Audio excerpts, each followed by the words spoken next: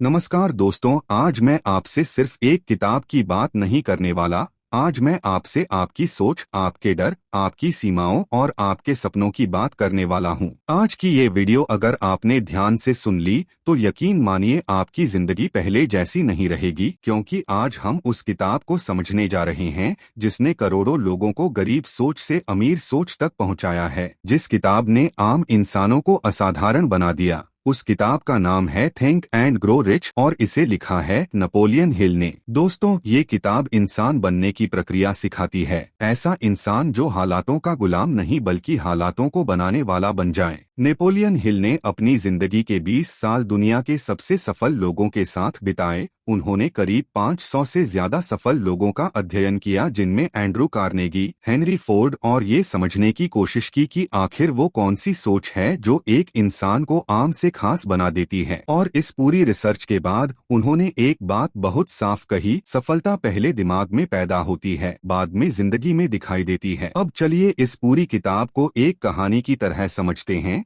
एक फ्लो में, ताकि ये बातें सिर्फ आपके कानों तक न रहें बल्कि आपके दिमाग में बैठ जाएं। सबसे पहले नेपोलियन हिल हमें समझाते हैं कि दुनिया की हर चीज दो बार बनती है, पहली बार दिमाग में और दूसरी बार जमीन पर। अगर किसी इंसान ने पहले अपने मन में खुद को सफल नहीं देखा तो वो बाहर कभी सफल नहीं हो सकता। आप आज जो भी देखते हैं, बड़ी कंपनियां, बड़ी इमारतें, बड़ी खोजें, ये सब पहले किसी के दिमाग में एक विचार थीं। इसलिए अगर आपकी सोच छोटी है तो आपकी जिंदगी भी छोटी ही रहेगी। चैप्टर 1, डिजायर, इच्छा। दोस्तों, यहाँ नेपोलियन हिल कहते हैं कि इच्छा ही हर उपलब्धि की शुरुआत है, लेकिन सिर्फ इच्छा नहीं बल्कि जलती हुई इच्छा। ऐसी इच्छा जो आपको सुबह जल्दी उठने पर मजबूर करे, जो आपको एक्सक्यूजेस देने से रोके, जो आपको बार बार गिरने के बाद भी उठने की ताकत दे। अधिकतर लोग कहते हैं मैं अमीर बनना चाहता हूँ, लेकिन उनके एक्शंस बताते हैं कि वो सिर्फ बोल रहे हैं। बर्निंग डिजायर वाला इंसान रास्ते खोजता है और कमजोर इच्छा वाला इंसान बहाने। हिल कहते हैं कि जब तक आपकी इच्छा दर्द में नहीं बदलती तब तक आप एक्शन नहीं लेंगे। इसीलिए वो कहते हैं कि अपना लक्ष्य बिल्कुल साफ लिखो, एग्जैक्ट अमाउंट लिखो, डेडलाइन लिखो और खुद से रोज उसे पढ़ो। जब आप बार बार अपने दिमाग को बताते हैं कि मुझे ये करना ही है, तो दिमाग सॉल्यूशंस ढूंढना शुरू कर देता है। अब चैप्टर 2, फेथ, विश्वास। दोस्तों, विश्वास वो चीज है जो अदृश्य को दृश्य बना देती है। आप जिस चीज पर विश्वास करते हैं, आपका दिमाग उसी दिशा में काम करना शुरू कर देता है। अगर आपको खुद पर विश्वास नहीं है तो दुनिया का विश्वास भी किसी काम का नहीं। हिल बताते हैं कि विश्वास अफर्मेशंस से पैदा होता है। आप खुद से क्या बोलते हैं, आप अपने बारे में क्या सोचते हैं, यही आपका फ्यूचर तय करता है। जब खिलाड़ी मैच से पहले खुद को जीतते हुए देखते हैं तो वो सिर्फ इमेजिनेशन नहीं कर रहे होते, वो अपने सबकॉन्शियस को जीत के लिए प्रोग्राम कर रहे होते हैं। विश्वास के बिना इच्छा अंधी होती है।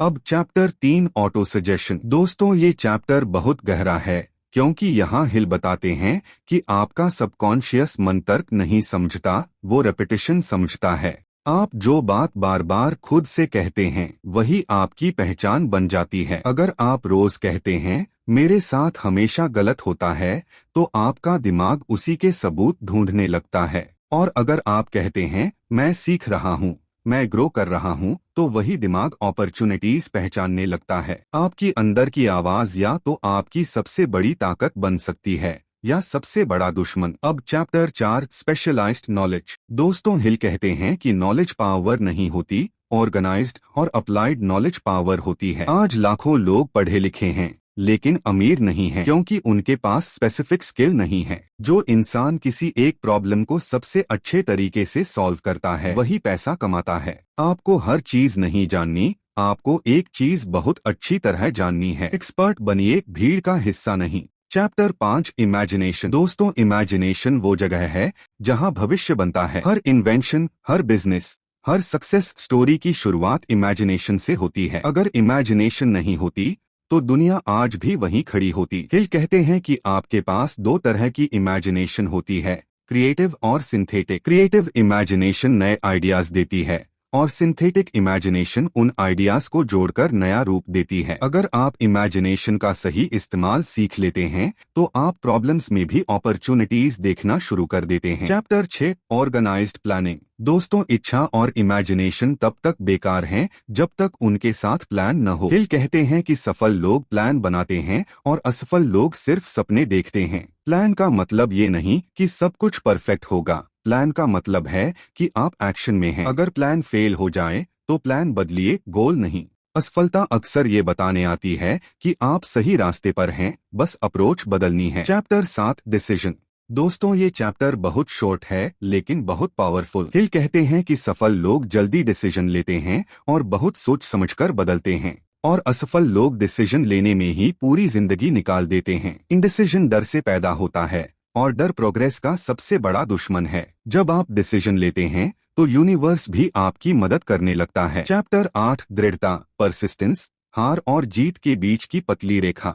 दोस्तों, नेपोलियन हिल कहते हैं कि दुनिया में ज्यादातर लोग असफल इसलिए नहीं होते क्योंकि उनमें टैलेंट नहीं होता, बल्कि इसलिए होते हैं क्योंकि वो थोड़ी सी परेशानी आते ही रुक जाते हैं। परसिस्टेंस का मतलब ये नहीं कि आपको कभी दर्द नहीं होगा, फेलियर नहीं मिलेगा या रिजेक्शन नहीं आएगा। परसिस्टेंस का मतलब है कि आप दर्द के बावजूद चलते रहते हैं। जिंदगी में जब इंसान कुछ नया शुरू करता है तो सबसे पहले इंथ्यूजियाज्म होता है, फिर स्ट्रगल आता है, और ठीक उसी पॉइंट पर ज्यादातर लोग हार मान लेते हैं। लेकिन वही पॉइंट एक्चुअली सफलता का दरवाजा होता है। हिल कहते हैं कि अस्थायी असफलता परमानेंट हार नहीं होती। परमानेंट हार तब होती है जब इंसान खुद मान ले कि अब नहीं हो सकता। जो लोग कहते हैं मेरे साथ लक नहीं है, असल में उन्होंने कोशिश जल्दी छोड़ दी होती है। चैप्टर 9 मास्टरमाइंड प्रिंसिपल, सही लोग सही दिशा। दोस्तों, यह चैप्टर बहुत पावरफुल है क्योंकि ये आपको सिखाता है कि आप अकेले कितने भी टैलेंटेड क्यों न हो, सही लोगों के बिना बहुत दूर नहीं जा सकते।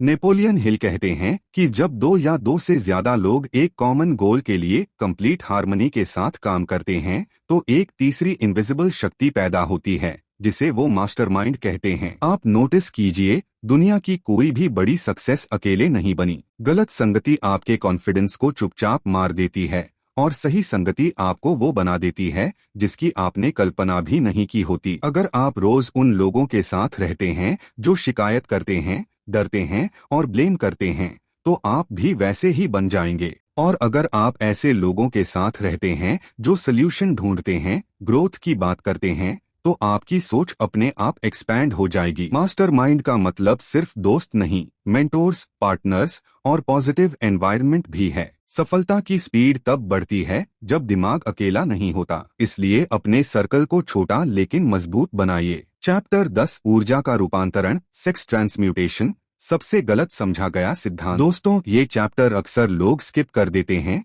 लेकिन ये सबसे पावरफुल चैप्टर्स में से एक है। नेपोलियन हिल यहाँ कहते हैं कि इंसान के अंदर सबसे शक्तिशाली ऊर्जा इमोशनल और सेक्सुअल एनर्जी होती है। अब सवाल ये नहीं है कि ये एनर्जी अच्छी है या बुरी, सवाल ये है कि आप इसका इस्तेमाल कैसे करते हैं। अधिकतर लोग इस एनर्जी को डिस्ट्रैक्शंस, एडिक्शंस और शॉर्ट टर्म प्लेजर में वेस्ट कर देते हैं। लेकिन वही एनर्जी अगर पर्पस, गोल और क्रिएटिविटी में लगा दी जाए तो इंसान असाधारण बन सकता है। इतिहास के ज्यादातर महान कलाकार, साइंटिस्ट और एंटरप्रेन्योर्स ने अपनी इंटेंस इमोशनल एनर्जी को क्रिएशन में बदला। हिल कहते हैं कि जब इंसान अपने इम्पल्सेस को डिसिप्लिन करना सीख लेता है तो उसकी फोकस पावर कई गुना बढ़ जाती है। एनर्जी को दबाना नहीं है, उसे सही दिशा देनी है। जिस इंसान ने अपनी एनर्जी को कंट्रोल कर लिया, उसने अपनी डेस्टिनी को कंट्रोल कर लिया। चैप्टर 11 अवचेतन मन, सबकॉन्शियस माइंड, छुपा हुआ ड्राइवर। दोस्तों, आपका कॉन्शियस माइंड सोचता है,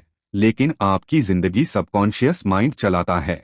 आप दिन भर जो सोचते हैं, जो महसूस करते हैं, जो डरते हैं, वो सब धीरे धीरे सबकॉन्शियस में बैठ जाता है और फिर वही सबकॉन्शियस आपके एक्शंस को कंट्रोल करने लगता है। अगर आपके अंदर डर बैठा है तो आप अपॉर्चुनिटी देखते हुए भी पीछे हट जाएंगे।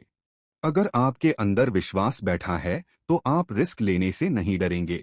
हिल कहते हैं कि सबकॉन्शियस मन लॉजिक नहीं समझता, वो इमोशन और रेपिटेशन समझता है। इसलिए जो विचार इमोशन के साथ बार बार दोहराए जाते हैं वही रियलिटी बन जाते हैं। आपका सबकॉन्शियस आपके लिए काम भी कर सकता है और आपके खिलाफ भी। चॉइस आपकी है कि आप उसे क्या फीड कर रहे हैं। चैप्टर 12 मस्तिष्क, द ब्रेन, विचारों का प्रसारण केंद्र। दोस्तों, नेपोलियन हिल कहते हैं कि दिमाग सिर्फ सोचने की मशीन नहीं है, ये एक ब्रॉडकास्टिंग स्टेशन है। आप जैसे विचारों के संपर्क में रहते हैं वैसे ही विचार पकड़ने लगते हैं। इसलिए एनवायरनमेंट आपकी सोच से भी ज्यादा पावरफुल होता है। अगर आप नेगेटिविटी के बीच रहते हैं तो पॉजिटिविटी बनाए रखना बहुत मुश्किल हो जाता है, और अगर आप ग्रोथ वाले माहौल में रहते हैं तो इम्प्रूवमेंट अपने आप होने लगती है। आप क्या सुनते हैं, क्या देखते हैं, किससे बात करते हैं, ये सब आपके ब्रेन को प्रोग्राम करता है। इसलिए सक्सेसफुल लोग अपनी इंफॉर्मेशन डाइट बहुत केयरफुली चुनते हैं। गलत एनवायरनमेंट में सही माइंडसेट बनाना बहुत मुश्किल है।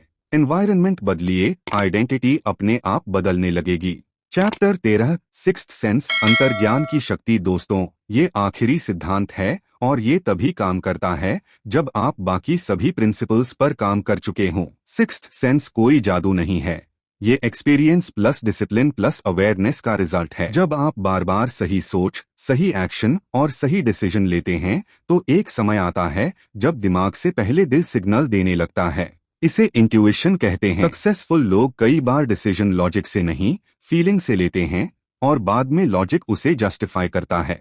ये स्टेज ओवरनाइट नहीं आती, ये कंसिस्टेंसी से आती है। जब आप अपने डर, कंफ्यूजन और डाउट को क्लियर कर ले तो अंदर की आवाज साफ सुनाई देने लगती है। सिक्स्थ सेंस उस इंसान को मिलता है जो खुद पर काम करता है, और यही वो स्टेज है जहां इंसान एवरेज से एक्स्ट्राऑर्डिनरी बनता है। दोस्तों, अगर आपने इस पूरी वीडियो को ध्यान से सुना है तो अब आप समझ चुके होंगे कि अमीरी पैसे की नहीं, सोच की होती है। दुनिया आपको वही देती है जो आप खुद को देने लायक समझते हैं। अगर आपने खुद को छोटा मान लिया तो मौके भी छोटे मिलेंगे, और अगर आपने खुद को बड़ा मान लिया तो रास्ते अपने आप बनने लगेंगे। अगर आप चाहते हैं कि आपकी सोच मजबूत हो, आपका डर खत्म हो और आपकी जिंदगी कंट्रोल में आए तो इस चैनल को सब्सक्राइब कीजिए, क्योंकि यहाँ सिर्फ बातें नहीं होती, यहाँ सोच बदली जाती है। याद रखिए, सफलता बाहर नहीं है, वो आपके अंदर है, बस उसे जगाने की देर है।